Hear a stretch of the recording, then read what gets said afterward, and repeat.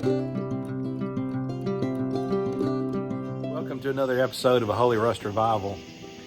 No, it's not raining outside. It's hot. It's hot in Mississippi. It is late June and it's 10 o'clock at night and it's 83 degrees. Oh, we're gonna have a hot summer this summer. But look, we're about to take a trip in the old Jeep. We're gonna call this episode the punch list. There's just a few things that we're gonna get done before we hit the trails. And tonight, it's Thursday night, got to work tomorrow. It's already 10 o'clock, so I'm gonna do one or two easy things tonight before we head out. And I'll work tomorrow, get back, have a good shop night tomorrow night, and then sometime Saturday morning to finish the punch list out. Gonna put a seal in a toolbox, the seal under this hood, try to do disc brakes this weekend, and mount high lift jacks, pack the Jeep, get it ready to hit the trails. I do need to put U-joints in the front axle shafts in the axle. I don't know how long those U-joints have been there and they look pretty bad. So we got a lot to do this weekend, but get ready for the punch list. Hey, we cleaned this old toolbox up last time and it's been drying for a few days with good rust treatment on it. But I understand that it's going to be raining a little bit in the San Juans when we get there, looking at the long-term forecast. And if I put anything in this toolbox and water gets in here, it's just going to literally flood that toolbox. So I have ordered the seal that's going to go on there. Basically, it's going to glue on the lid. So hopefully it'll keep as much of the water out of there as possible. I know it won't keep it completely tight, but it'll help. It'll help a little, hopefully. Anyway, that was the original intent. So I think the seal is supposed to go against that lip right there. So let me get some glue out, let it be drying, and start getting the seal. Here's the seal, by the way. And this seal, let me get it out here a little bit better. You can see that it has a ridge on one side and it's flat on the other. That ridge is what's supposed to go against that right there. Okay, let's see what we can do here. All right, so I'm using this 3M Yellow Super Weather Strip and Gasket Adhesive. I've always had good luck with this, putting basically weather adhesive around a door in some of my old antique vehicles. And buddy, when it sets up, it sets up. It comes in a box that looks like that right there. This is actually black and this is yellow. I'm not really sure what the difference is between the two, but I know this says fast drying and exceptional bond strength. Firmly bonds gaskets and seals. So let me put a little coat of this around. I'm just going to put a strip there.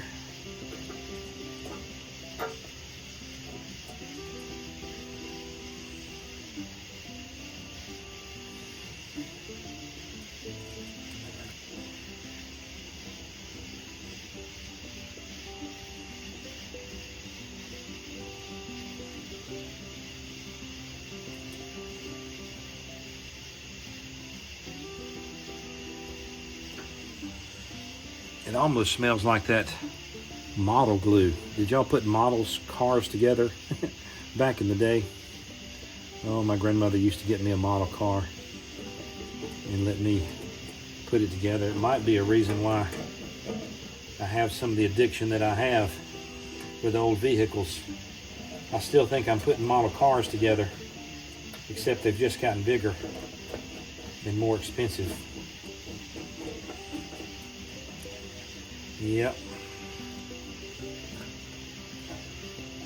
Being 80 something degrees, I think this stuff is going to cure and dry pretty fast.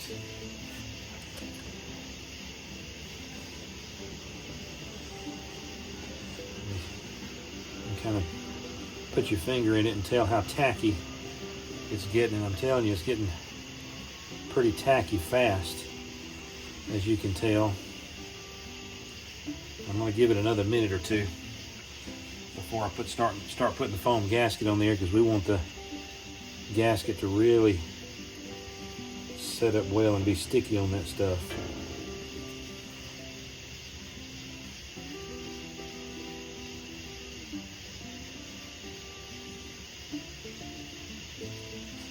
Yes, that stuff is drying fast.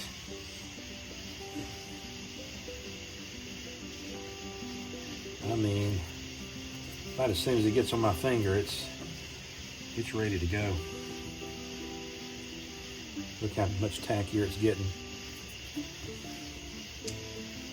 Let's see.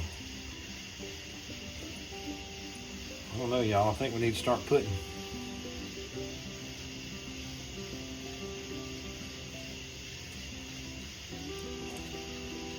Yep, that's sticking pretty good.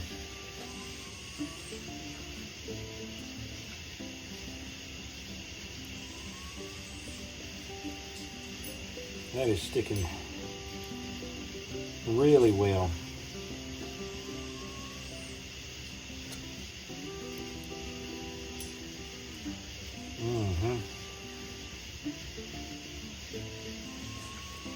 I didn't realize it was going to get that tacky that quick, but it did.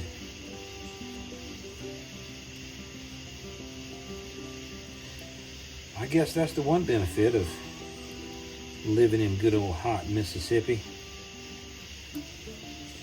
Your glue gets tacky quick.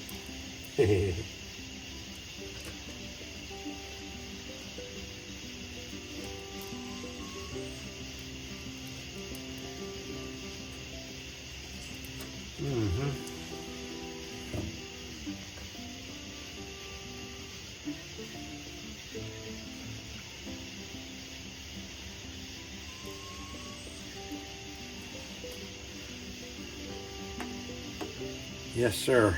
That glue is setting up well.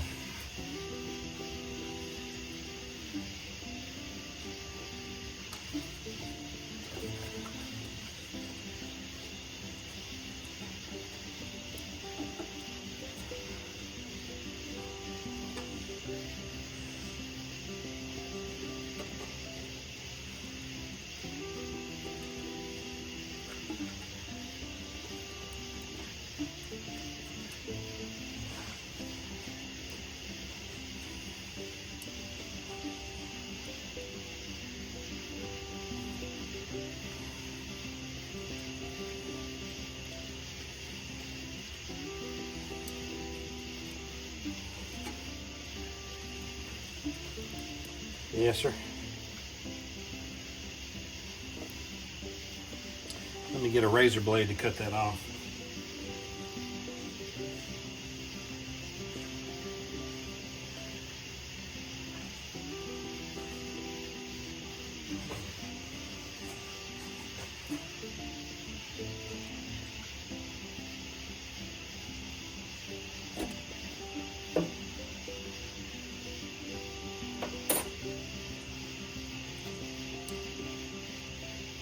Man, that turned out perfect.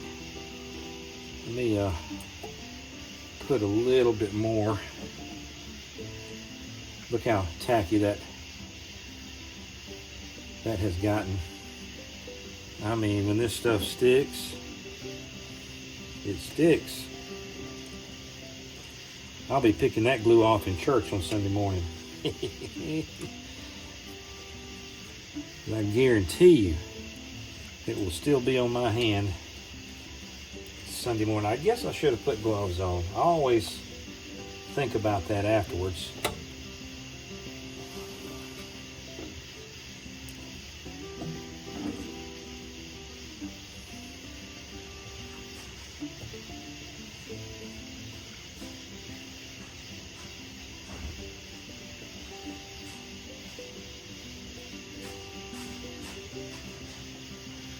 Let me put a little bit in this corner just to kind of help hold that in.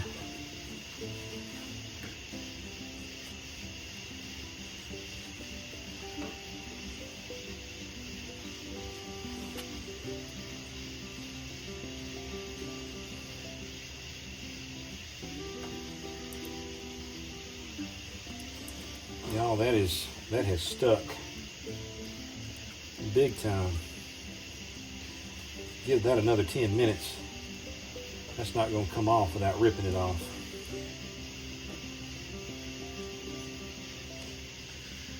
Okay, let's see how the old lid closes.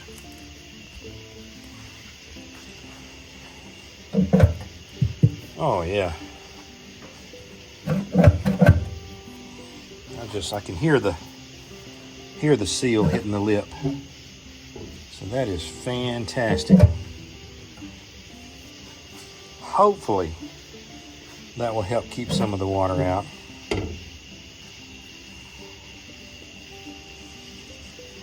It's not going to be completely waterproof for sure.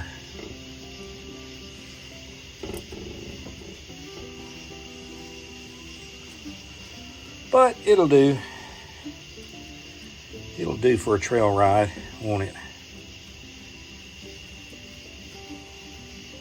At least maybe it'll keep some dust out of there and some dirt. Keep it sealed up a little bit better. All right, punch list number 1, done. So y'all, the next thing I want to do is replace the seal that goes across the top of the grill.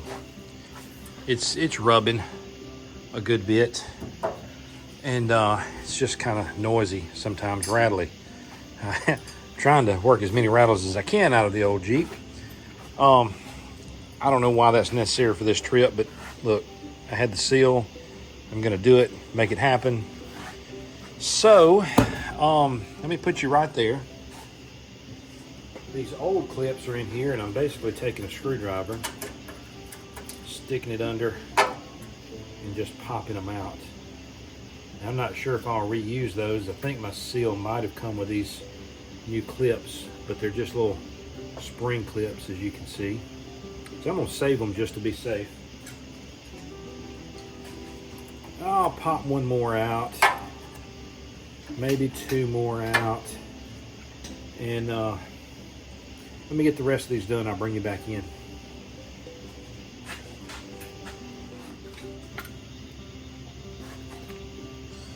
Okay, let me show you why I saved those clips. That's the clip that came with the package. This is the clip that came out of the Jeep.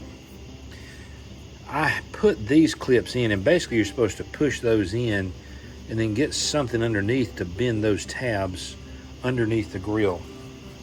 And I'm gonna tell y'all something. From my experience with my Willys CJ5, it is very difficult to get in here and bend those little tabs back, especially right here, in here, and down here. It's impossible. You just can't get back there without taking the radiator out or going through where the headlight is. So that's why Guy saved these clips, and he's gonna reuse those. So what I'll do, let me put the camera down in a better spot and I'll show you what I'll do. How about that? All right, what I'm gonna do is get one side where I need it on the end, and then I'm gonna start here in the middle. And I'm gonna drill a hole through that welting.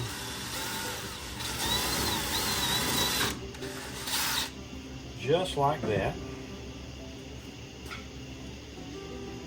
And we're just gonna stick one of these little clipper doodaddies through there, if it'll go.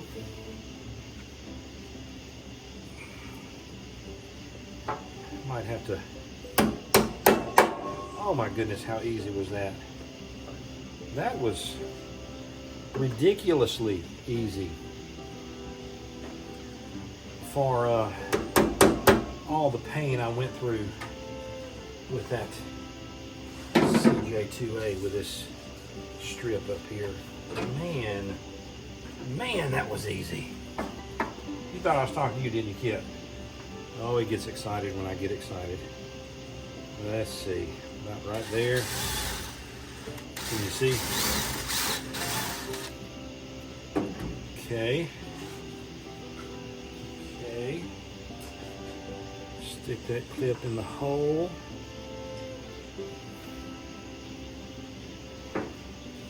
Get a little something to convince it with.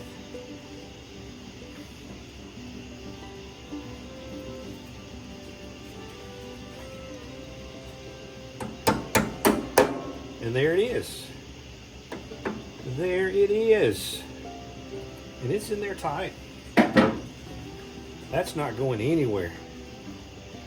Nowheres.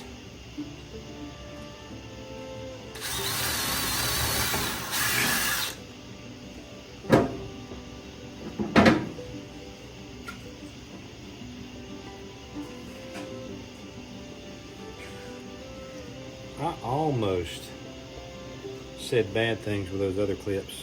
I did. But I think by the time the 1970s got here, some wise man caught on to that issue. And I'm happy somebody made that process better. But I'm mainly glad that those clips were still in there.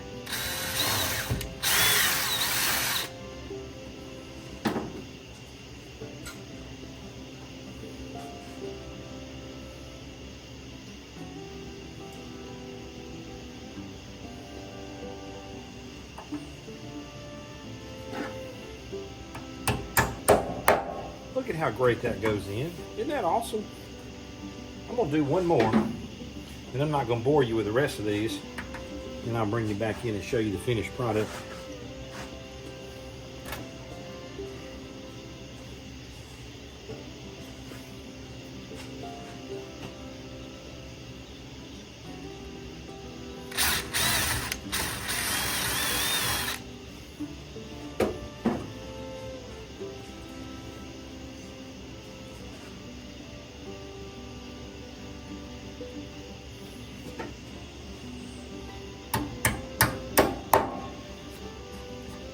Easy peasy.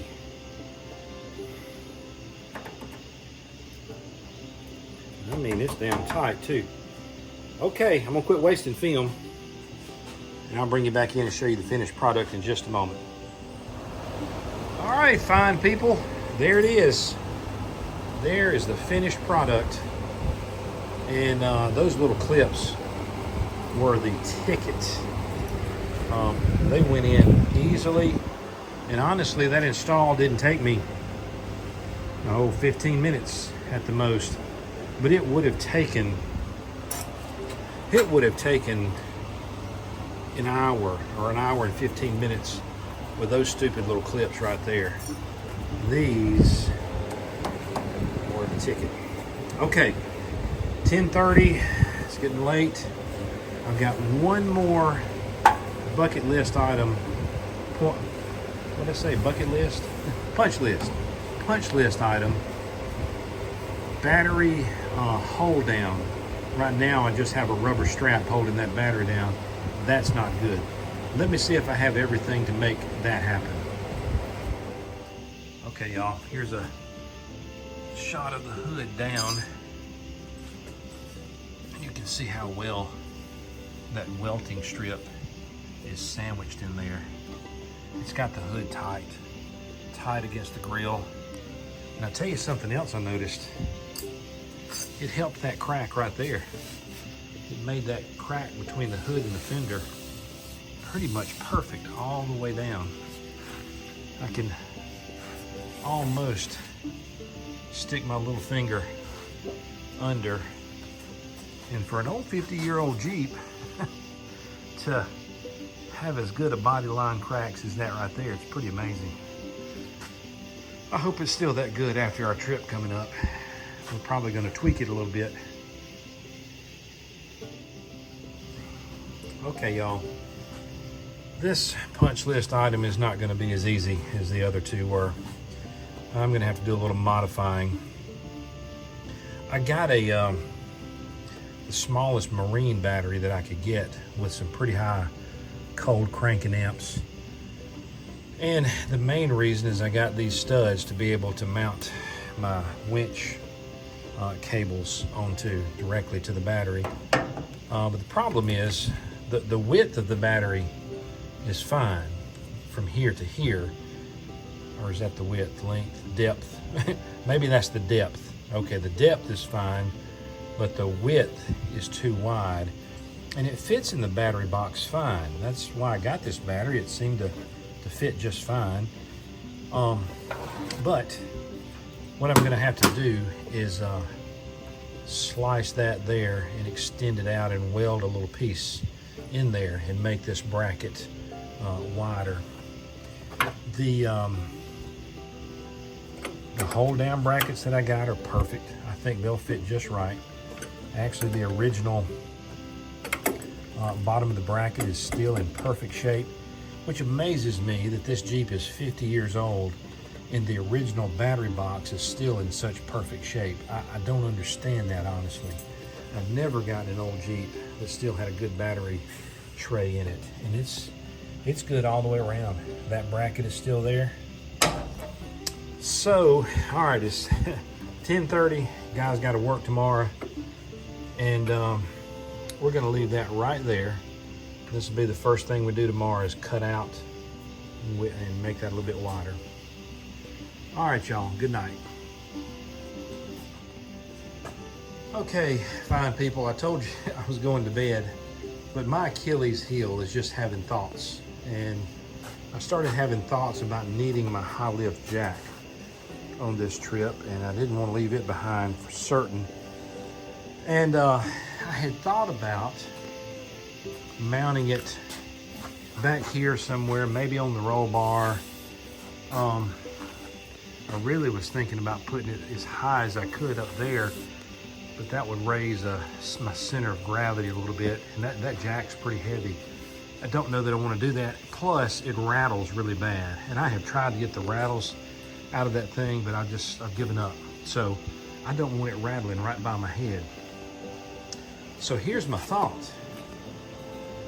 I think I'm just going to mount it up here on this front bumper. These are some little brackets that I had left over from my seat belt install. I'll show you over here. You see that little 90-degree bracket right there? I don't know why they sent 4 of those, but I have 2 extra left over from that project. But all I'm gonna do is simply take this bolt out of this bull bar right here and mount the bracket and bolt the high lift jack on. Do y'all see any problems with that? I hope not. Okay, give me a minute. Let me put this bracket in that hole and let's see how this works. And then we'll go to bed. Maybe. Well, I got the brackets bolted on. That was real easy with all the help that I had. I found these in a bin. These are leaf spring bushings that you see anything wrong with that? I mean, that'll cut out some of the rattles. What I may do is put another washer on top of that, and then we'll run some bolts through there and mount that bad boy and call it done. Kip and I are going to take a minute and try that out, and we'll bring you back on in. It's not that much higher than the winch, so not too worried about the cooling going on there. It's insulated well. That bushing, both bushings, worked out very well. There's no rattle to it. It's as solid as it can be. Like I said, the only rattle in this thing is in that mechanism itself, and I have no idea how you fix that. I put this insulator on there to insulate that bar, and that helped a whole lot. I'll just have to make sure, and I may weld that bolt on and maybe build some kind of wing nut here where on the trail I can get it off a lot easier. Or just, I'll have my tool bag with me at all times. So I'll have a 3/4 wrench in my tool bag. So, okay. Punch list item number 3, done on the first night. Well, we are rocking and rolling, y'all. All right, I promise I'm going to bed this time. Okay, I lied. I told the fib. I got to looking, and that's taking up half of that headlight right there, and that would probably be a problem on low beam. Otherwise, it looks great. So I loosened those bolts, and I think what I'm gonna do is simply rotate it down. And then that way, this isn't sticking out, and you catch your leg on it when you walk by. That's better. It's better with that headlight. But I may even still, think about this a second. I may flip it up to where that's going up, and then that way the shovel will be down here, completely out of the way of the headlight. Let me try that. Who needs sleep? Okay, y'all, I've twerked on it. Twerk. No, I didn't twerk. Tweak. What the heck? I twerked on it a little bit. That's tinkering combined with work. How does that sound? Twerk. Not the torque you were thinking in your mind. But anyway, I like it better because that's not sticking out that way. Be less likely to snag your britches on it. And now the headlights are completely clear. Now the blinkers are been long covered up. They're there and they work, but I don't know, even this side, the winch covered up, and that side is not much better. So you know, who needs a blinker in a Jeep? I mean, I can pass regulations because they do work. You just can't see them. I might change this after this trail ride, but that is too easy to just leave that like that for this particular trail ride. And I'm sure it'll get moved somewhere else in the future. But that is perfectly fine for now. Look, it even adds a little more protection for that fender over there when I'm driving through the old woods and hitting trees. So that's good. Okay, it's 11:30. I am leaving now. Good night. Okay, y'all, it's Friday night. Oh, maybe 36 hours before our deadline to leave. My next project is just to hit this bed with this wire wheel a little bit and throw a coat of paint on this back here as well. I don't know if it's absolutely necessary before the trip, but you know, there's going to be a lot of rain. It just would make me feel better knowing that things are a little better protected. So let me work in here about 15 minutes and show you where I get. Okay, y'all, I've given her a good scraping down as best I could. Wire brush, both manual and on the grinder. I did uncover a few places. But you know, I can't get distracted by that right now. We've got to get ready for this trip.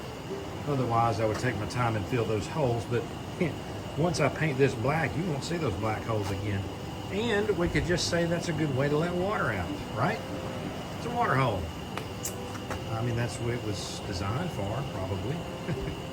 Anyway, okay. I'm gonna get some of that Ace rust stop, get after it here for a few minutes, and then let you see how it looks when I'm done. Hey, he's got the good old rattle can rebuild. Turned out well.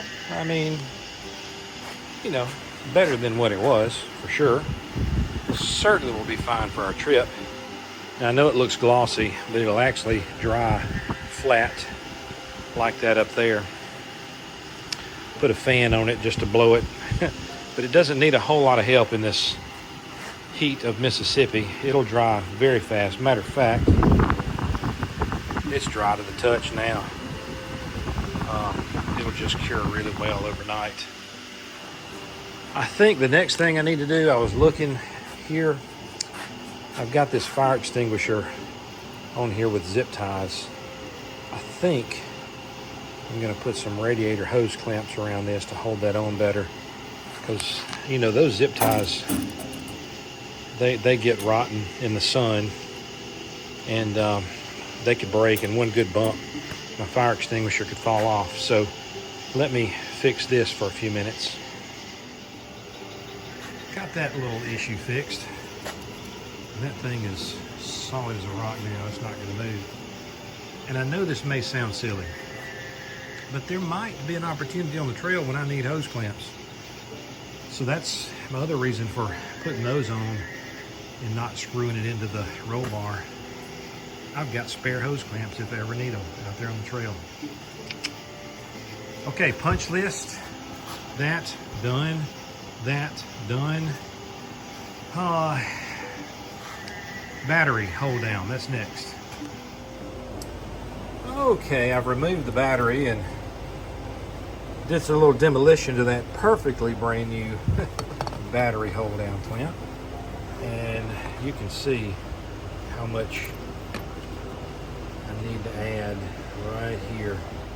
I want to make sure that the corner catches, and I'm on the outside of that grabo handle right there.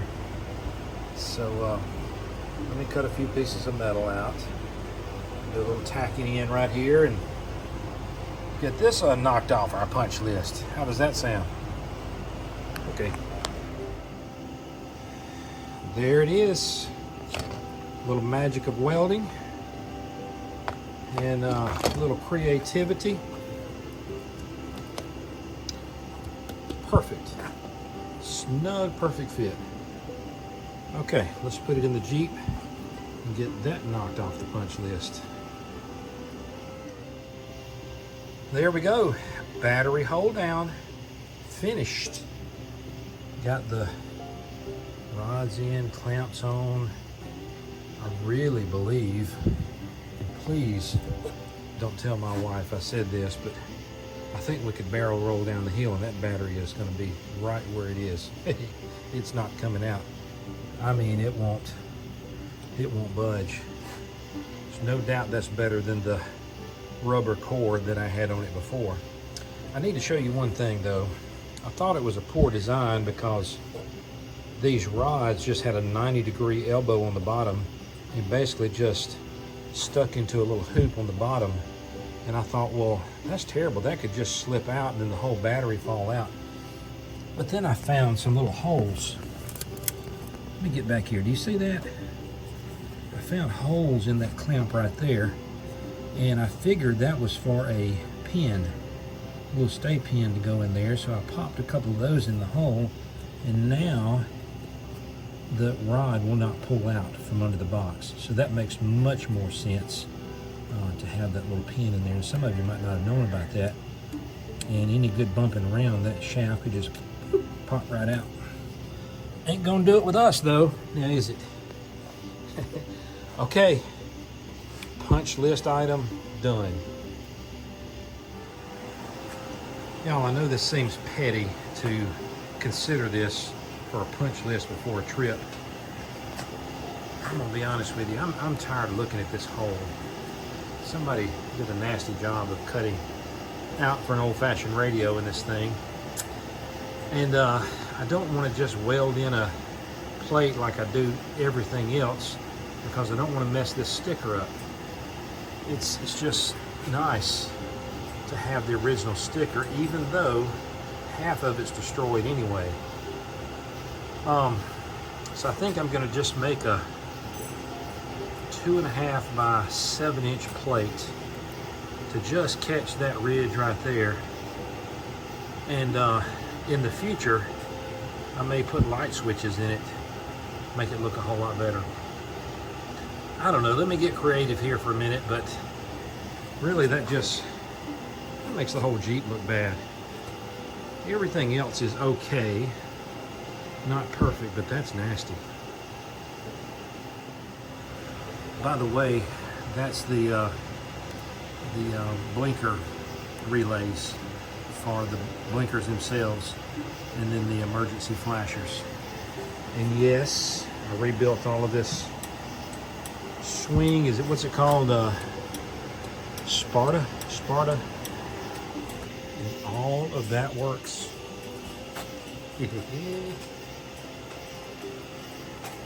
So I think you can hear can you hear the relay clicking? Yes. It even works up here, even though you can't see the blinker real well because of that jack. But I'm road legal. Well, 30 minutes, and there you go. You have to admit that looks better than that old gaping hole that was in there. I'm probably more upset about how crooked somebody stuck that sticker on from the factory. I bet it was somebody on Friday getting ready to go home at the very last minute. And you know, the color isn't exactly right, but that's okay. I mean, there's different colors all over this Jeep. We're not worried about pretty right now, but later on, like I said, I'll be able to drill some nice holes in this and maybe put some switches in there for some good lights and various other things. So I'm happy. I know that didn't need to be done, but you have to admit it looks better. All right, seats are in for the final time. Punch list item. Hey, but I have to show you something very special. You're gonna love this. And I think you'll agree with me that this made the whole Jeep. Are you ready? I don't know if you're ready for this or not, but here you go. Tasmanian Devil floor mats. Vintage Tasmanian matching Devil floor mats.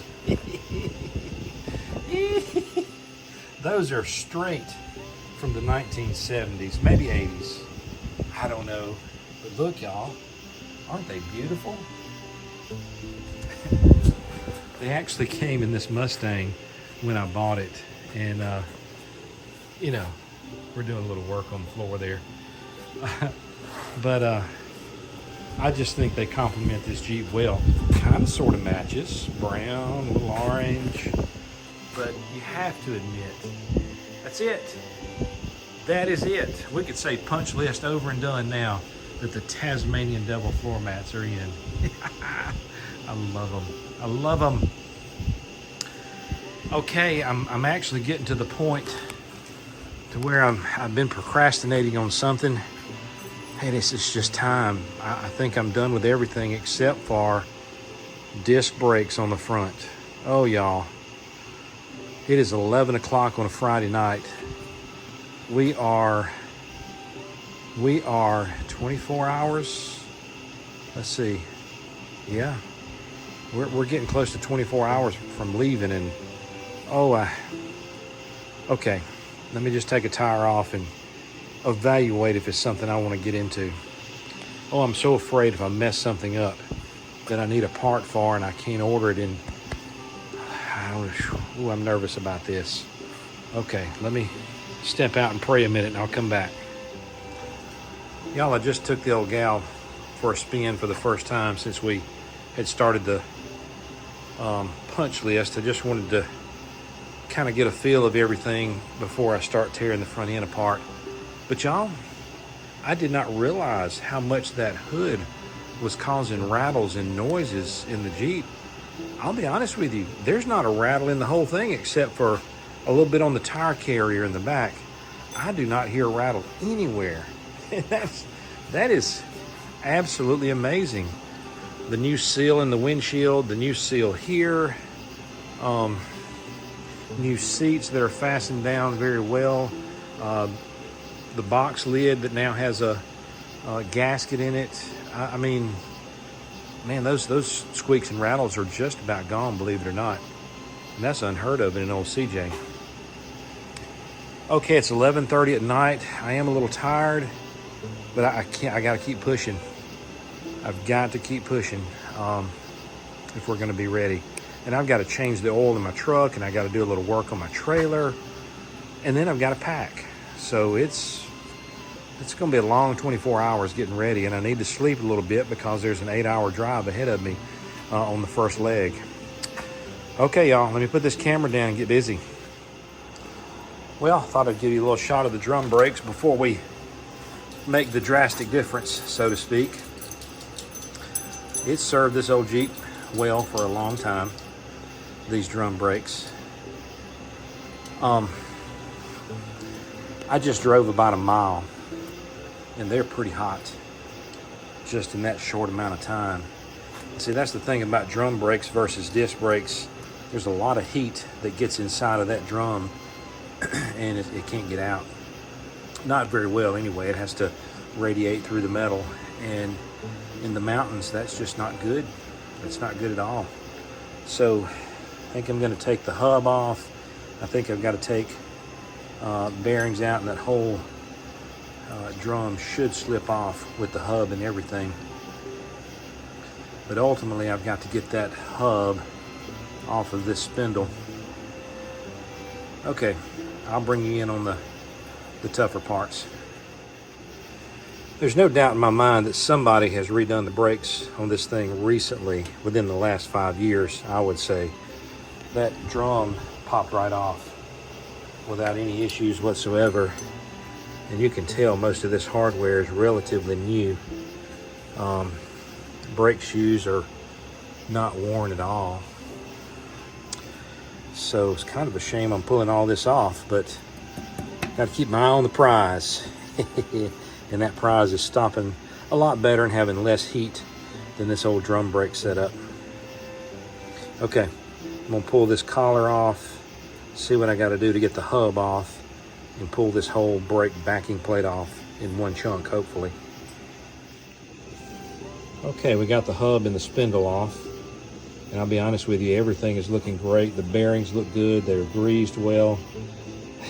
I'm still questioning why I'm taking off a perfectly functioning brake system, but here we go. Just gonna have to rip the old band-aid off and get all of this off. Next thing I need to do is get that brake line loose, and oh, pray for me on that one. Man, I hope that cracks loose fine. Hopefully, since this is a relatively new hose, that it's going to be fine.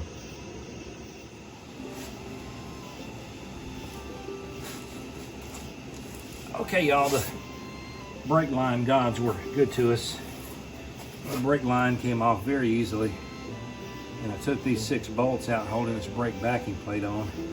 So with a little convincing, it should just pop off.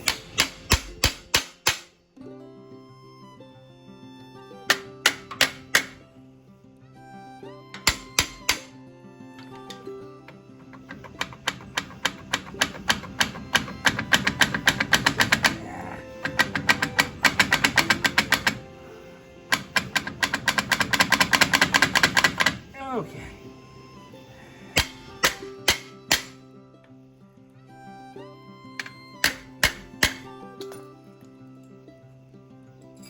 Let's don't mess up the deep creep. Matter of fact, let's put a little deep creep on there.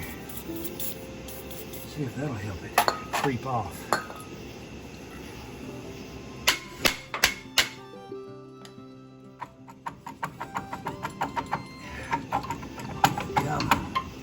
There it is.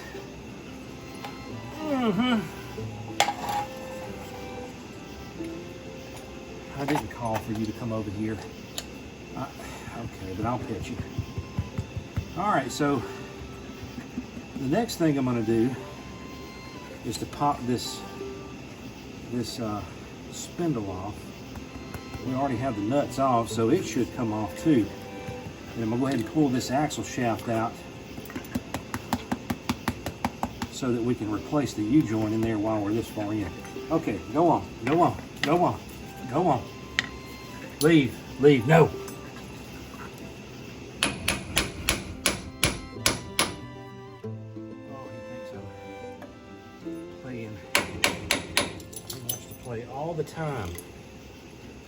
All the time, don't you? Now, I can tell this has not been off in a while. The rest of it has been off. I'll almost venture to tell you this is the first time this has been off since 1972, 73. Because it looks like it's on there well. I don't want to mess this surface up. I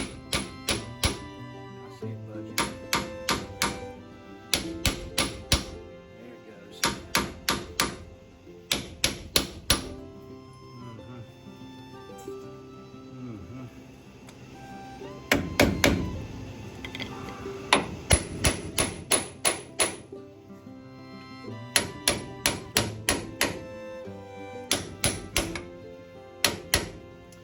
Let me go get a cold chisel to get back in there a little bit.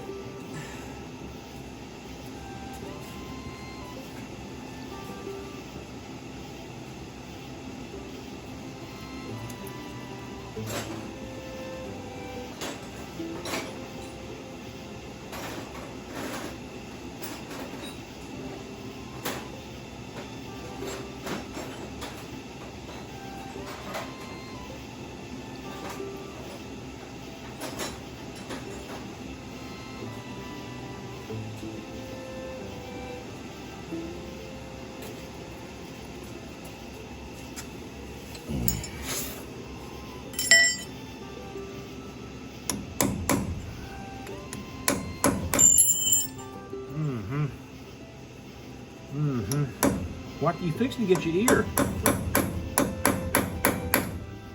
Y'all, he is not scared of anything. As long as I'm doing it, he wants to be a part of it.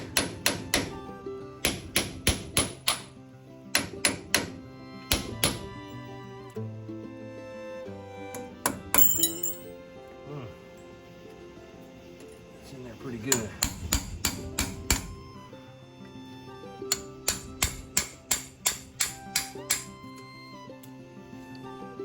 Moved a little bit.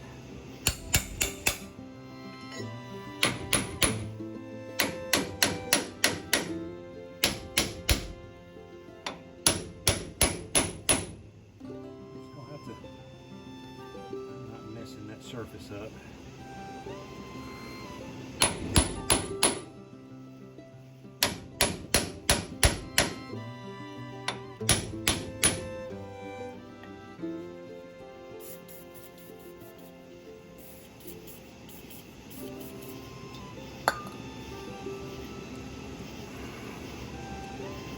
I think there's not a clip out here, is it? That shaft floats freely in there.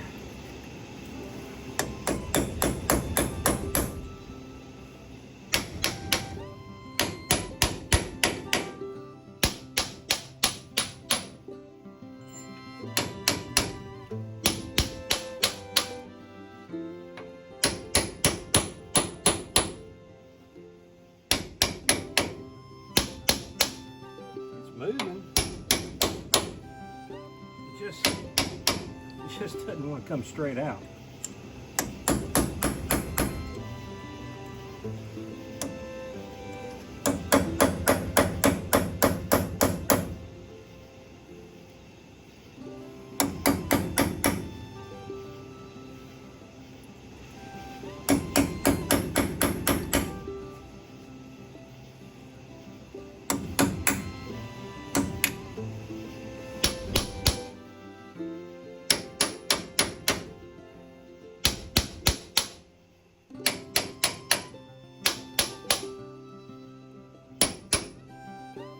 Sure, there's an easier way.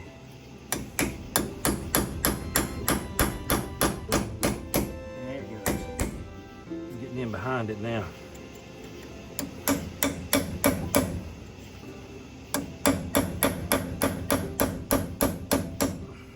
There it comes. It just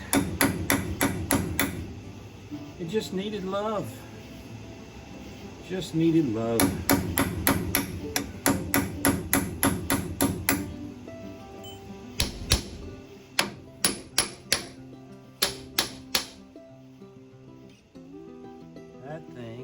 tight in there.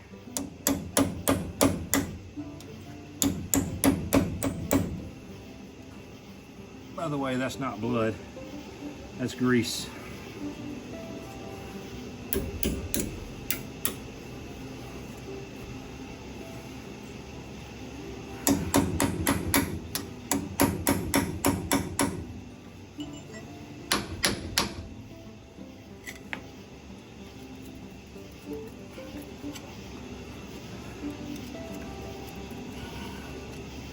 Man, that's unbelievable how tight that is in there.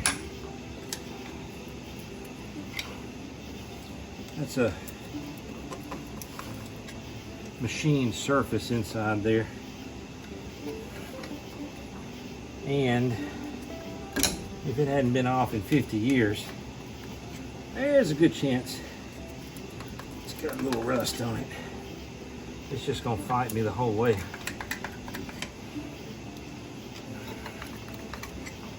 But it's coming slowly but surely. Not the best use of a screwdriver. That's how it's going to get used right now.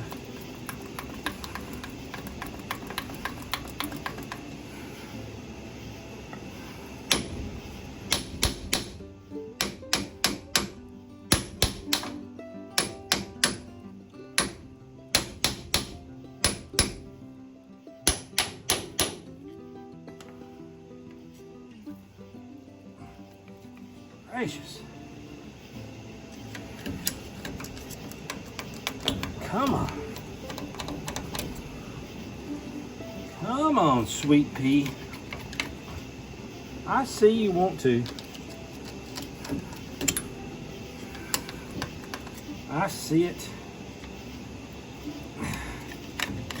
Oh, we're getting close.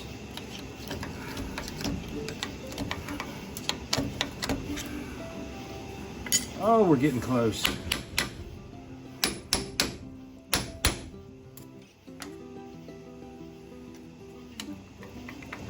Yeah.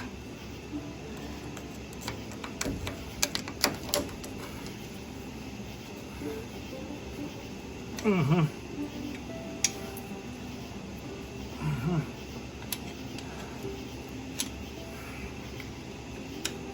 Man, that's tight. That is a superbly machined surface. There it comes. There it comes. Hey, hey, hey, hey, hey. Ah, man. How many of you ever seen an axle shaft come out of the front? Well, here you go. Look how easy that is. Mm-hmm.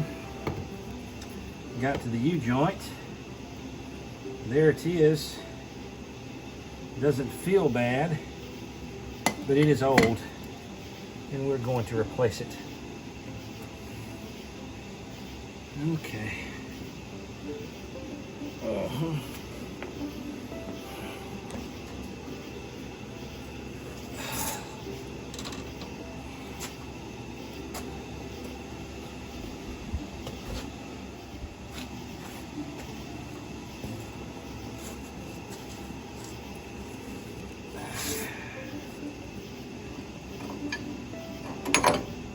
Okay, y'all, the guy got busy and put a new U-joint in and stuffed the axle shaft back in and put the spindle back on. And look, I got this bracket from Brennan's Garage, B-R-E-N-N-A-N-S, I believe, Brennan's Garage. And I did this setup on my 46 Willis, and it worked great. The brakes were perfect. And so anyway, this looks like a CNC or laser cut bracket that uses the original bolts where the backing plate of the old drum brakes went on. So now I need to put these nuts back on.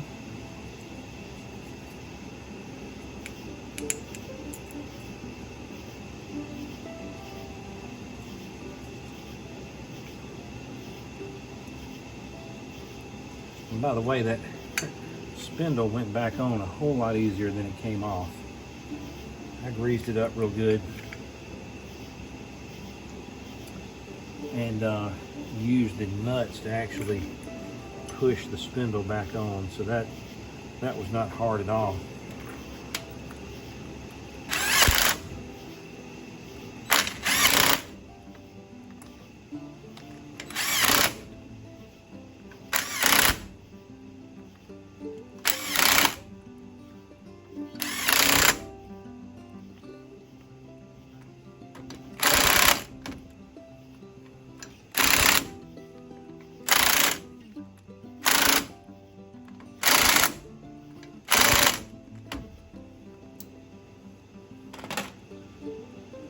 Let's see. I'm gonna hand tighten them just to make sure. Yeah, that's about 110 pounds of torque. Yeah, that is country boy tight, is what you call that.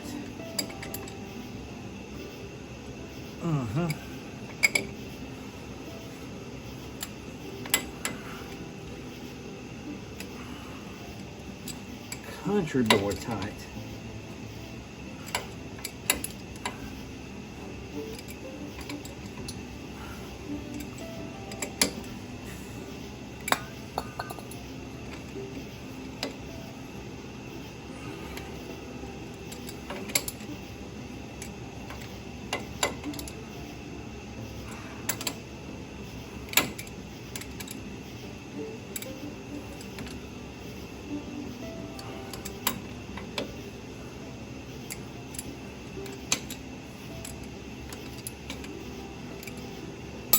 Okay, I'm going to take a few minutes to take the spindle. I think I'm just going to stuff some new grease down in there and let it rip, tater chip, because it looks like the bearings are in good shape. But the first thing I'm going to do is I'm going to hit this with a little carburetor brake cleaner and put a little paint on that bracket. We can't leave that exposed like that, can we? All right, I'll be back with you in a minute.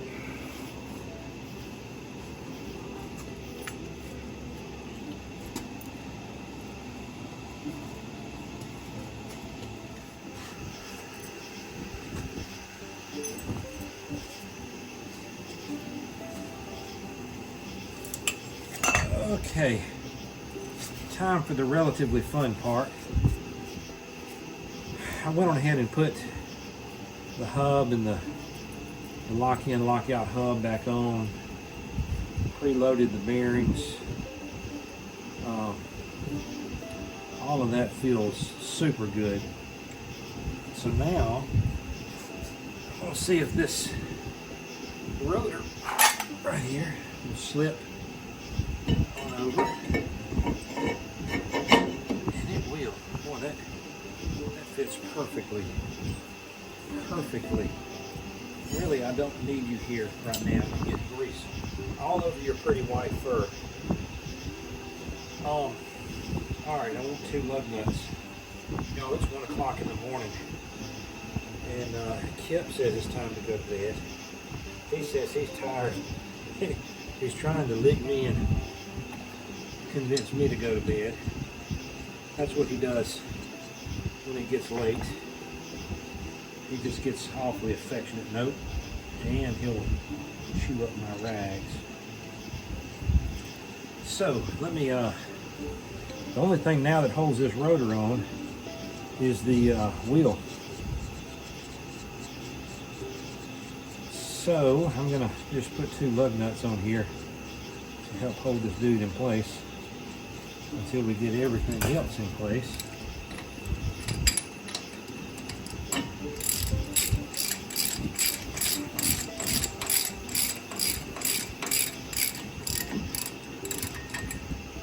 Well, that's much prettier than that old drum brake system, isn't it?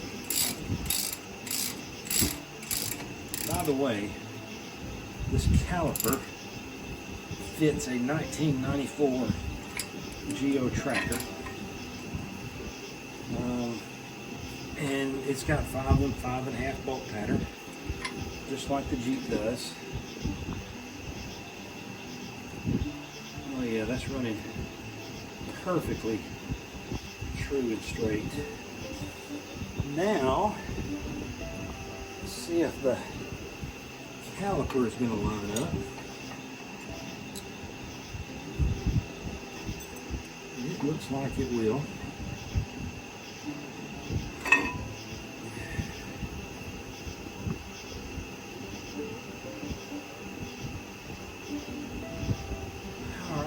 All right.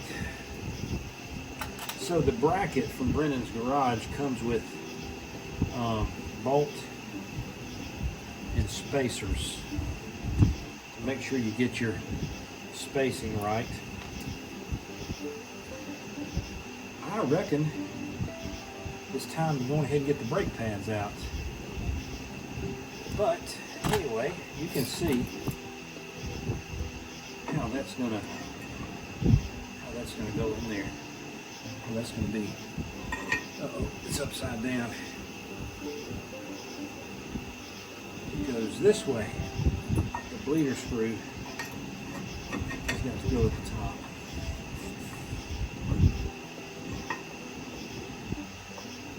Okay. So that shows you basically how it's going to go.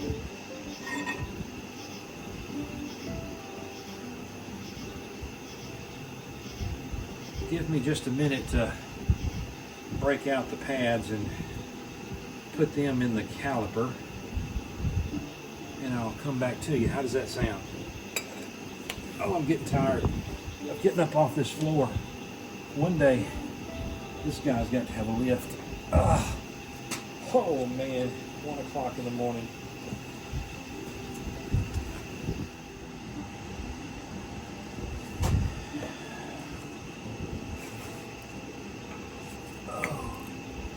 Y'all, it's 2:15 in the morning, and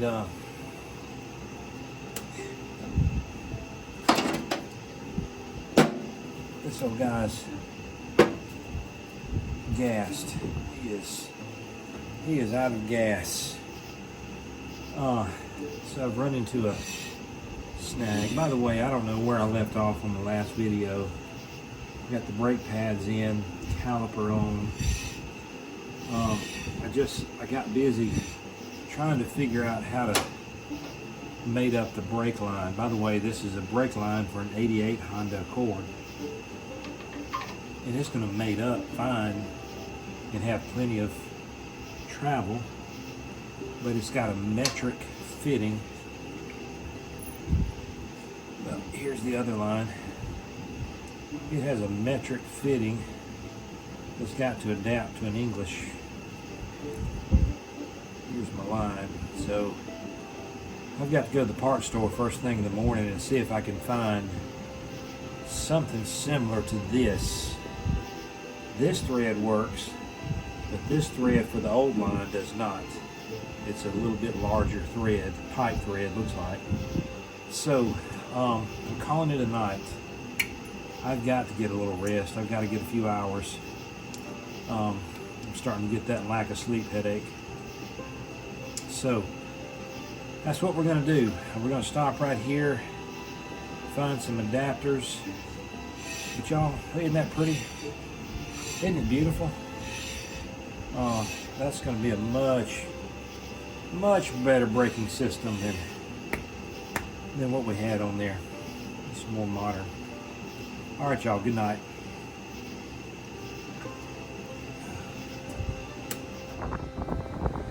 Good morning, y'all. It's 8 o'clock the next morning, and I've already been to town and back, and I had to do a little thinking overnight about the brake line. This was a metric line from a Honda Accord, and of course the old Jeep used English fittings back in the day. So the solution was to make a short hose that had an English standard thread over here and a metric thread on this side and adapt it. So everything I believe is done over here. Yes, it only took 4 hours to do that. But the thing is, I know now what to do on the other side, and it'll be a whole lot easier. So man, what a project. I sure hope these brakes work well. Okay, this is my only test that I'm able to do so far. I'm gonna get that spinning well. Hit my brake. Oh yeah, that stops nice. And it's releasing very well. So I think that's gonna be okay. I really do.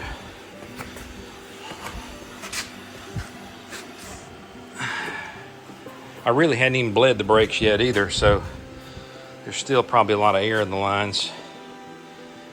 But I really do believe that's going to be a major upgrade from those drum brakes right there. Okay, let me just get after it and do the other side. Man, it's hot today. Oh, I'm sweating bad. Oh, I can't wait to get to the San Juans.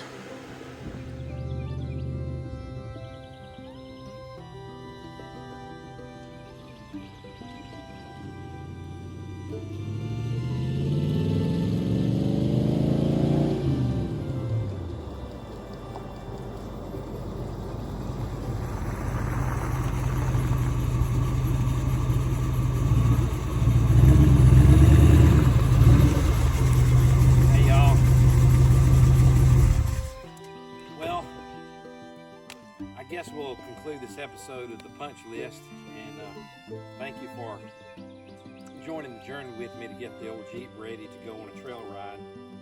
And fella's tired, he's hot, he's soaking wet, but we got a lot done on the Jeep the last couple of days, and I think it's ready. I've got to go do the boring stuff like change the oil in my truck and work on my trailer a little bit, make sure the hubs and all of that are greased and tires and everything are in good shape. So thank you again for watching. Hope you enjoyed this episode. Maybe you got a little something out of it. In about 12 hours we're loading up and heading west. So